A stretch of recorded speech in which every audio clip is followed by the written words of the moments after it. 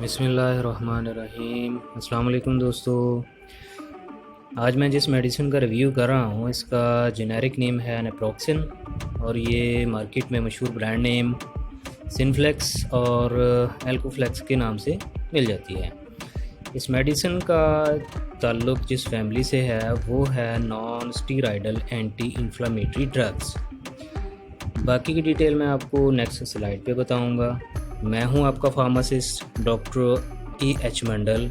आप देख रहे हैं मेरा यूट्यूब चैनल राइट वाले बाबा जी। चले आएँ अब हम स्लाइड्स पे चलते हैं।